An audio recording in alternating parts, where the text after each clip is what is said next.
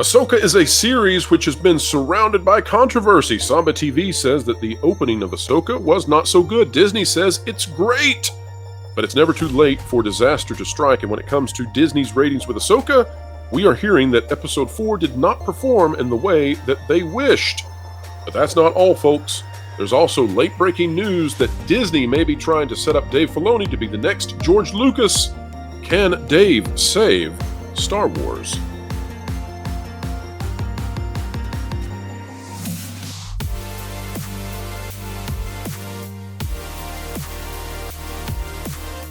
All right, ladies and gentlemen, welcome back to another wonderful video here on the WDW Pro channel. If you are watching at the time of this video's release, well, TGIF, happy Friday to all. We hope that you are getting ready for a fantastic weekend. And folks, if you're not, well, hang tight because good times are on the way once more. You just have to see them through. Joining us to bring some of those good times, we've got Mark with a C back on the channel and Jonas J. Campbell of thatparkplace.com. Jonas, welcome back too. Glad to be here. Always glad to be reminded of TGIF. Those were the days. That's right. I like Perfect Strangers and Family Matters. Not so much of a Full House guy myself, but you know, I will take Joey's cue and say, cut it out. Let's get back to the topic at hand. All right. So we have been paying very close attention to Ahsoka. Prior to Ahsoka's release, I brought out some information. I think we kept this private at the time, but I had heard that Ahsoka was doing quite well according to Disney's measurements, and that came from someone allegedly with information. Then Samba TV came out and countered that hard and said that it was only viewed by barely 1 million people, or about barely 1 million households, let me clarify. Then Disney came out with their numbers, which matched what the internal or quote internal source had said. That same source has come back to me now and is saying that Episode 4, they are hearing, allegedly did not perform the way Disney had hoped for. They threw a lot of stuff at Episode 4, hoping that it would do well. Now there may be some red flags appearing. Mark, I was talking with you before the video about just the fact that people seem to still not be tuning in. There's a vast number of people who just say, I'm not watching. And Mark, what do you think's going on with the community in terms of Star Wars? Well, I should start off by saying that I am in that community of people who are not watching.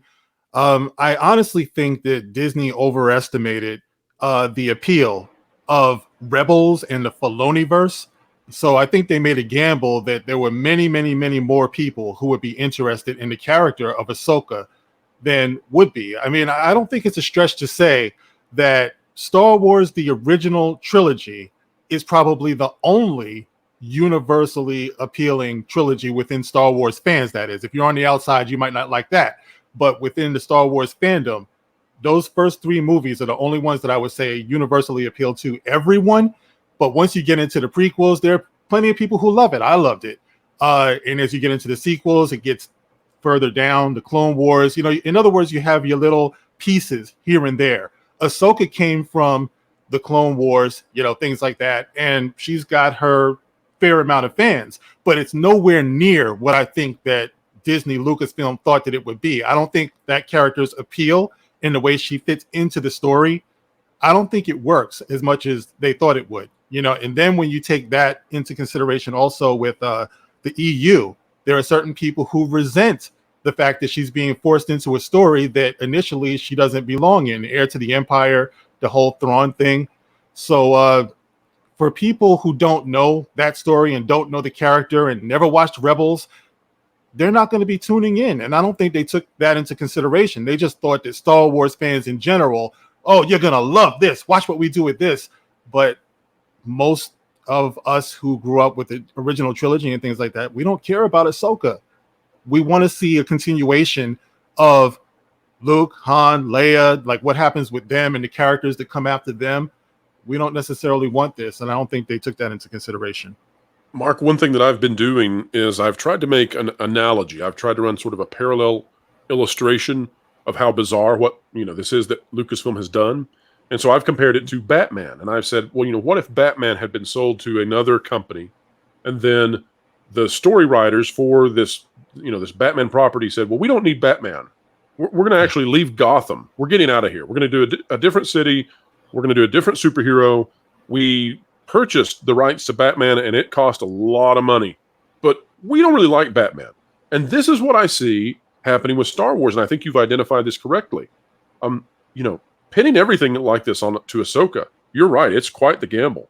But Yeah. how bizarre is it that now, for years and years, for a decade, the fans have said, we want these characters, we want this trilogy, and Lucasfilm, which you would think, you know, when it was bought by Disney, Disney was essentially buying that trilogy and those characters. Lucasfilm continues to say, that's popular with the entire rest of the world outside our campus, but inside of our campus, it's unpopular, we dislike it, and we will not give it to you. Mark, what's going on? I think they wanted to be theirs. I think they wanted to cut George Lucas out creatively. And this is where they find themselves, because I don't think they're in touch with what inspired him in the first place. So they're attempting to redefine everything. I think Kathleen Kennedy wanted to build the fandom from the ground up. She wanted to make it more feminist.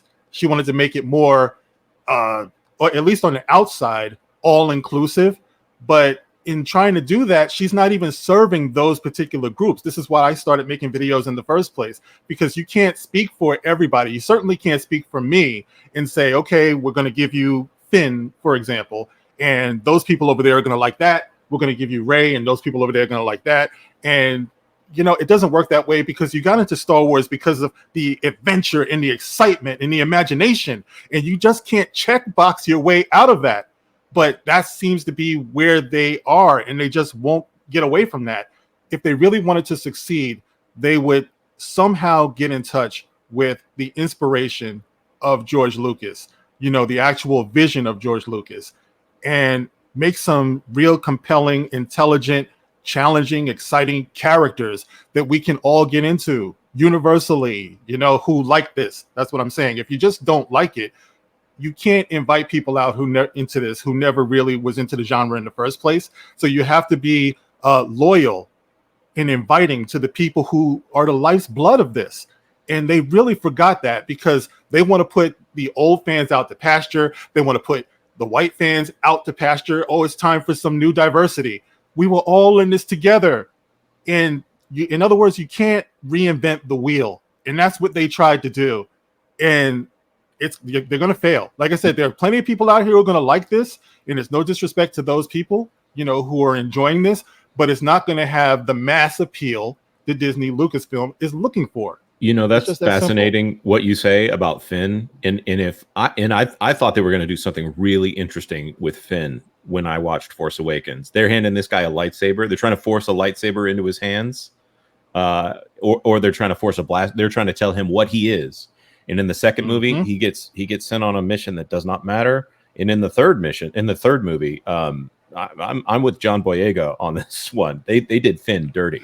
So if they were trying to do that checkbox mentality, man, did they miss the mark with that third film.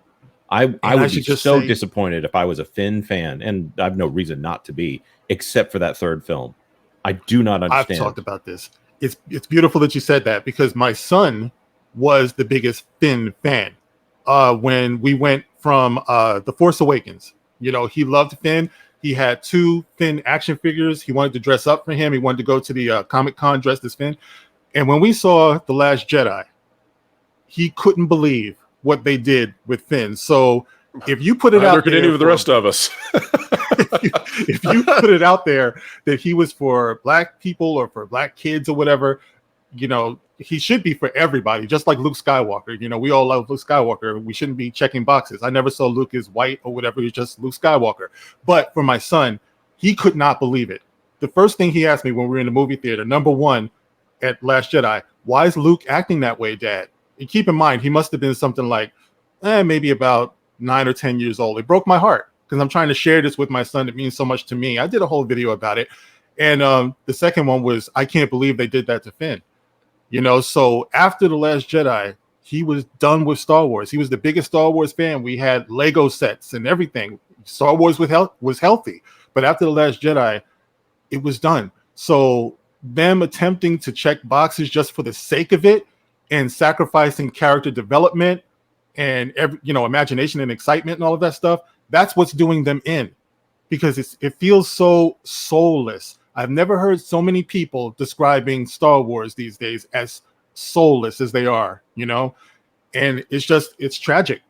It's tragic. Well, let me say this directly to Disney or to anyone working at Lucasfilm. If you're watching this video, this is for you right now. In the late 70s, every child that went to go see a Star Wars movie, which there was one, but every child who went to go see that film walked away and they pretended later on to be Luke Skywalker. Every child. In the 80s and the 90s, every child who was a fan of basketball went to that free throw line and they shot that free throw, or they went to the 3-point line and they shot the 3-pointer, or they did their layup, and they pretended that they were in the championship game. And every child in the 80s and 90s was Michael Jordan. Lucasfilm, sit down and think about those two statements. Think about why it is, and you'll realize, I believe, that there's far more to checking boxes than just the color of one's skin or the ethnicity of one's ancestors. I mean, the entire world was wrapped up in the Like Mike campaign. If I could be like Mike, to have every child of every color be like, that's right. I want to be Michael Jordan. I want to be the best. Not I want to be black, I want to be white. I want to be the best. Can we go back to that world, please? I like that world a lot, where we all want to be the best, the best versions of ourselves, and we don't care what the color of one's skin is when it comes to that. It's like, Michael Jordan's the best. I want to be like Michael Jordan. We could go through so many examples of that, and it doesn't matter if that person is Asian. It doesn't matter if that person is Indian. It doesn't matter if that person is North African. It doesn't matter. It only matters that they're the coolest, and so you want to be like them. So Hanes underwear. Hanes underwear made so much money because everybody wanted to wear the underwear that Michael Jordan wore.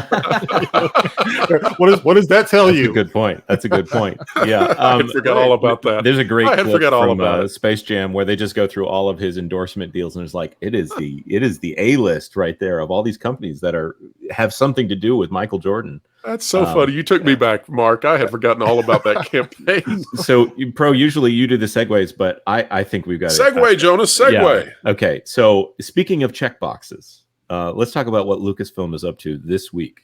Well, and Jonas, let's say too that it may have something to do with what we're hearing about Episode 4 not doing quite so well. But go ahead. Well, so they did an announcement of a special that was going to be released today, Friday the 8th. On that's talking about Ahsoka, and it's called Master and Apprentice, which that's a big theme of Ahsoka, the master and apprentice relationship between Ahsoka and Sabine Wren, which did not exist in Rebels, but I digress.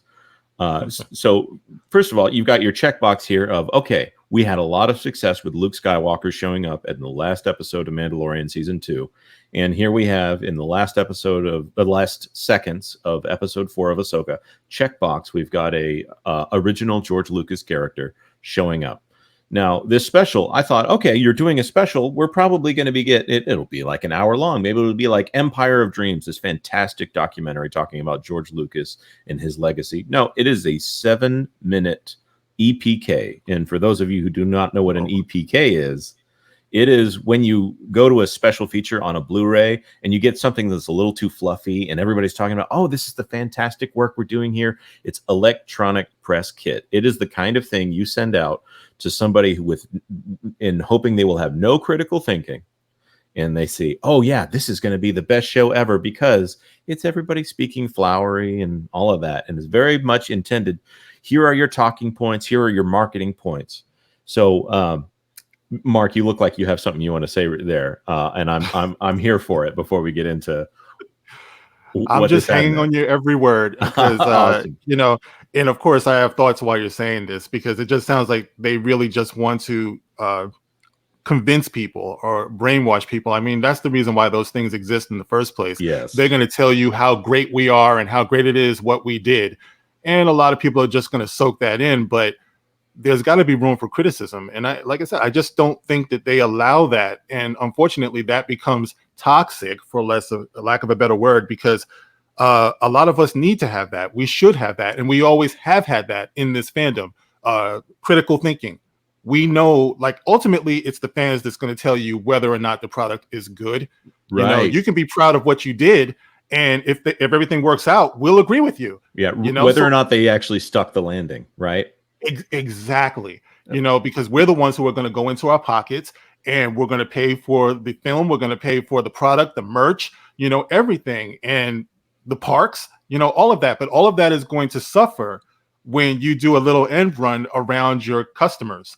Right. And that seems to be what they keep on doing. I mean, you can keep telling me that it's great, it's historic, it's the rematch of the century. You can say all of that stuff. Once we see it, we, the customers, the viewers, will be the ones who will confirm that. Right. And this piece is not made by people who are outside of this. This piece is made by people. This is not introspection after reflecting on the thing that you did and the cultural impact of what you did. It is them saying, this is what we want this to be. And therefore it is marketing at that point. Is this the Save Dave EPK, Jonas? Absolutely. So let me just tell you what they're referring to when they talk about master and apprentice.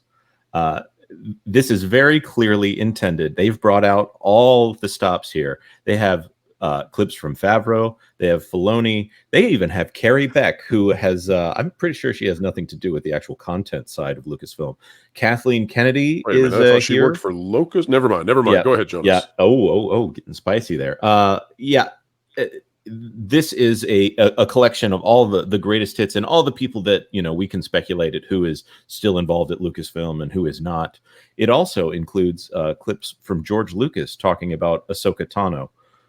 It is very clear. I'll just cut to the chase. They're trying to say that George Lucas is the master and Dave Filoni is the apprentice. And he wait a minute, Jonas. Jonas, are you telling me that they went back and got George Lucas clips, but they didn't get the actual man George Lucas to come in and record anything about this? Oh yeah, there's a ton of talking heads where someone is directly addressing the camera to talk about this. All of the George Lucas stuff is archive. This is things that they did not bring him in specifically to make this connection. Now it's Favreau, it's Filoni, it's Carrie Beck, it's Kathleen Kennedy, all talking about Ahsoka. Now they're very clear, and maybe this is a little bit defensive on their part, that when Filoni came up with Ahsoka Tano, it was that she was going to be the Padawan of Plo Koon, which, you know, this is deep for anybody who only watches the movies. Plo Koon is a character that was much more fleshed out in the animated series. He's a little weird he's one of those rubber forehead aliens, you know. He has a mask on him. He kind of talks like Darth Vader. He's not Darth Vader, but he's a Jedi Master that probably is not communicated well in live action. In animation, works fine. So George Lucas sees this little Ahsoka Tano character, and he says, "You know who she is? She is Anakin Skywalker's Padawan." And Dave Filoni is like, "Oh no, I would never do that." So they're providing cover for Dave Filoni for kind of breaking the lore here and giving a Jedi Knight a Padawan instead of giving a Jedi Master. They're endorsing this series. Yes, by George Lucas. They're giving a George Lucas endorsement without him actually endorsing it. That's what this is. And thereby endorsing Dave Filoni and what Dave Filoni is doing from George Lucas, despite the fact that George Lucas has not done this for this series. And I suspect that they're doing that because they have no footage of George Lucas endorsing Kathleen Kennedy for anything that she's done as of late. Right. They haven't. I don't. Yeah. Not since I'm going to say 2012. Mark, go ahead. No, I was going to say we do, in fact, have footage of George Lucas saying he's got nothing to do with Disney Star Wars. You know, when his wife was being interviewed, I think in front of some class, and it ended up being about George since he was there and everybody knows him.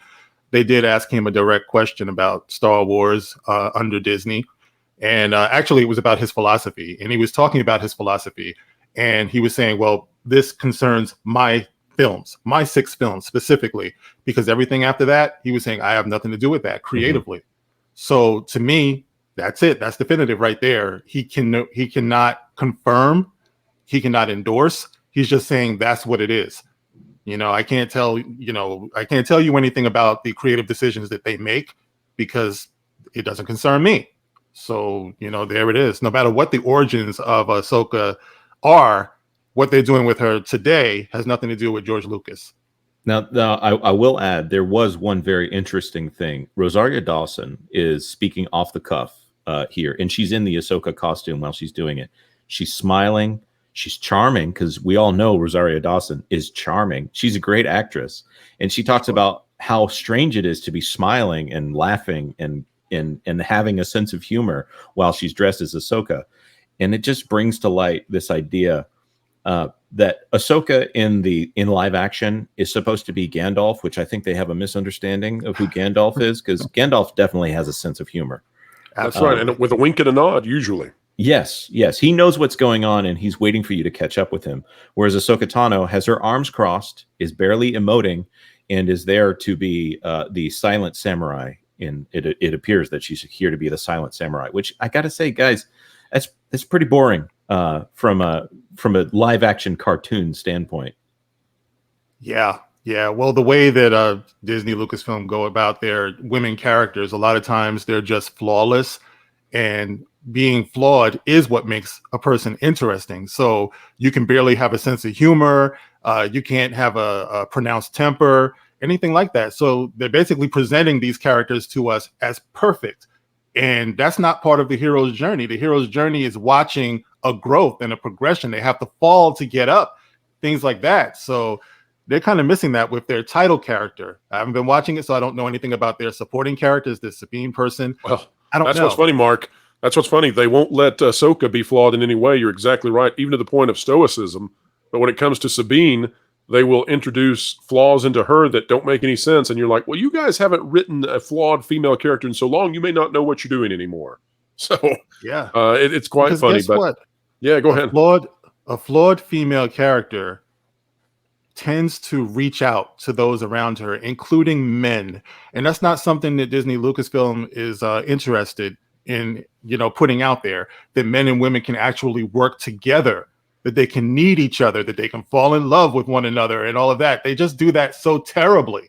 We saw that with Rey in the Force Awakens when Finn reaches out his hand to her and she just I don't need to hold your hand, and that just seems to be the running concept, that we just can't work together. We don't need each other ultimately, and it's not a good thing. It's not very fun to watch because it's not true. It's the battle of boys and girls, that fight that breaks out on playgrounds every year, but that we once thought would stay in first grade. Boys are better than girls. Girls are better than boys. But nope. No, we as adults now, this is what has infiltrated our high-level discourse and entertainment. Oh, wait, it is not high-level at all. It is juvenile to the maximum.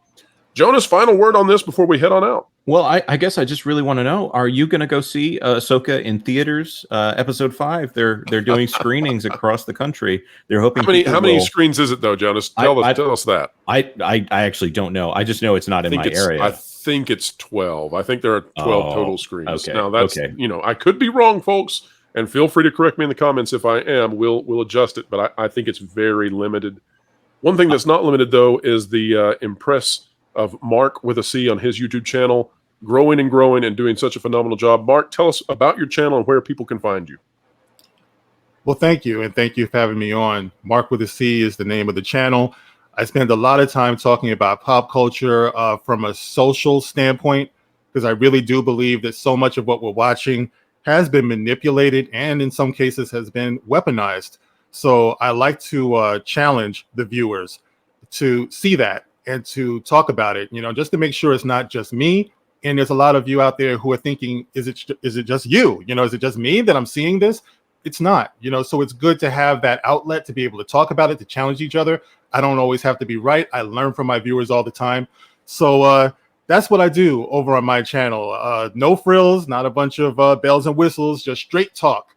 And I really do appreciate everybody who comes by. So come on by and check me out. Once again, thank Absolutely. you guys. And, I'll tell everybody out there, as I've said before privately, I met you on one of the streams with Lorena Creole. Of course, Lorena is on the channel often, a great friend, and she does an excellent job covering parks. But as soon as I was on with you, I told Lorena, Mark has it. Whatever it is, Mark has it, and I've been a fan since. I've been following your content, and it's a great pleasure to have you on. Jonas, we are getting to do something very soon that's also a great pleasure. Tell the folks out there about the big news we have. Oh, yeah. It's coming next week. Yeah, next week, Tuesday, September 12th, we will be premiering the first videos on That Park Place, the YouTube channel, where we will be covering 5 to 6 stories, 5 to 6 minutes, quick bites to get you informed in a way that nobody else is doing. we're going to have a lot of collaborators here. Actually, we're ready to announce today that we are actually collaborating with Bounding Into Comics. They'll be contributing some as well. We want to get people in the know on a wide breadth of topics covering theme parks, streaming, and entertainment. And we've been doing a lot of long form. We're going to try out this short form thing here for a little while and try to get everybody as excited about covering the news as well as I am. I'm the one who's always in the internal channels going, guys, check out this, check out this, check out this. What do you think about that? Because we really want to have that conversation with our fans and bring in this aspect for them. So, hey, Mark, do you think you might be interested in joining us for a news story here and there? I'll be a Huckleberry. Oh, perfect. Oh, I love that right there. I'm your Huckleberry. That's just my game. No pressure, folks, to put Mark on the spot in the spotlight with all of you watching. We never do that to anybody except when we really desperately need them. So, Mark, you're on board. Thank you, folks. We would like for you to be on board as well. Be sure to check out the YouTube channel That Park Place if you're not yet subscribed, and you can also find everything we're doing on thatparkplace.com. We are preparing to build out a news network here on YouTube and on the website where some of your favorite content creators can be found discussing all the news that should be fun. We are here to win when it comes to nudging the culture in a positive direction by covering it accurately, and that is something the world needs far more of. Folks, if you like content like this, consider clicking the like button, share, subscribe, click it, stick it to the algorithms, it's the notification bell. Drop a comment down below. What do you think about Ahsoka? Do you think that the ratings for the 4th episode may not be what Disney expected? And do you think they will be successful in their new effort to save Dave and thus save Star Wars? Let us know. We cover your comments. We care about what you think. And wherever you are and whatever you're doing, keep learning, keep growing, keep having fun. Say it ain't so. This just in. Disney lost money on another movie. Why, that can't be. I thought that John Lasseter fella over at Pixar was cranking out the latest hits, and Marvel was unstoppable, and Disney princesses were a thing, and Star Wars was a multi-billion-dollar money-making franchise. I overheard you talking about Disney, and wanted to let you know you're really behind the ball. If you were getting great articles from thatparkplace.com and subscribe to WDW Pro's YouTube channel, you'd actually be ahead of the culture curve and have entertainment explained.